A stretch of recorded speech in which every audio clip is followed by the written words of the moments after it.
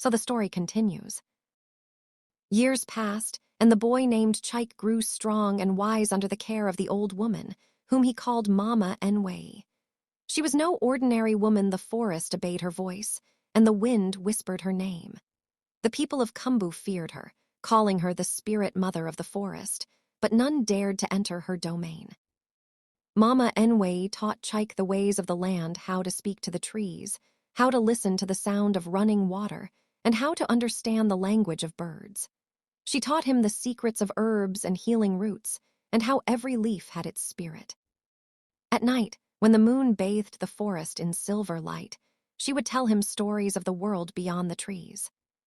Chike, she would say, her voice soft as the wind, the people who cast you away are blind, but the gods do not forget. The day will come when the sound of your name will shake the hills of Kumbu. Chike would look up, his young eyes shining. But Mama, why did they throw me away? Am I cursed? Smiled sadly. No, my son, you are a child of destiny. The mark on your chest is not a curse, it is the mark of the python, the sacred totem of your ancestors. It is a sign of greatness. One day, when the gods will it, you shall return to the people who rejected you. As Chike grew older, strange things began to happen around him. When he walked through the forest, wild animals bowed their heads. When he touched dying plants, they came back to life. And when he sang by the river, fish danced above the water as if in worship. One day, while exploring a hidden path, he met a wounded leopard trapped in a hunter's snare. The beast roared and struggled, its golden eyes filled with pain. Any other boy would have fled in fear, but Chike walked closer. "Be calm," he whispered, and the leopard stopped roaring. He knelt beside it and untied the trap carefully. As the animal limped away, it looked back at him and gave a low growl that sounded almost like a blessing.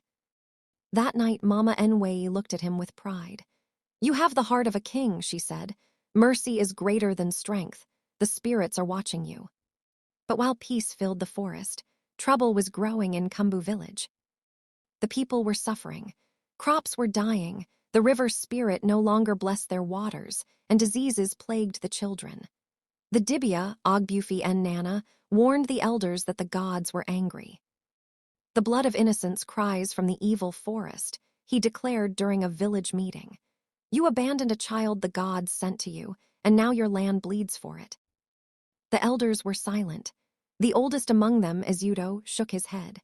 "The words of the Dibia are strong," he said, "but how can a child cast into the forest still live?" The Dibia closed his eyes. "The forest has a spirit of its own. Not all who enter it perish. The gods may yet preserve him." From that day, whispers began to move like wind through the market square. Some said a strange boy had been seen near the river, a boy who walked with animals and spoke to trees. Hunters claimed they saw a light moving at night deep in the forest, and they heard a voice chanting ancient songs. Meanwhile, Chike had grown into a tall, handsome young man. His chest carried the same mark, glowing faintly whenever he stood under the moon. His heart was kind, but a deep sadness often rested in his eyes. "Mama," he said one night, "I feel a pull inside me, a voice calling me beyond the forest." Mama Enwei nodded slowly. "The time is near, my son. Destiny cannot be hidden forever. When the moon becomes red and the river turns silent, you must return to Kumbu. But beware, men fear what they do not understand. You must return not as a child of anger, but as a man of peace." A few weeks later, the red moon appeared over the forest, the same sign that marked his birth. That same night, thunder rolled across the land, and lightning struck the great tree at the heart of the village square in Kumbu. The people panicked. The Dibia gathered the elders again. "This is the sign," he said with trembling hands. "The child from the evil forest lives. If we do not find him, the gods will destroy us." As the people cried in fear, a figure stepped out from the edge of the forest. His skin glowed under the moonlight, his eyes calm but powerful. Birds circled above him, and the wind carried his name, Chike. Those who saw him fell to the ground, speechless. Would you like me to continue with part 3, where Chike returns to Kumbu, faces rejection from the people again, and performs the miracle that changes everything? That part will show how he wins the hearts of the villagers and starts his journey toward becoming king.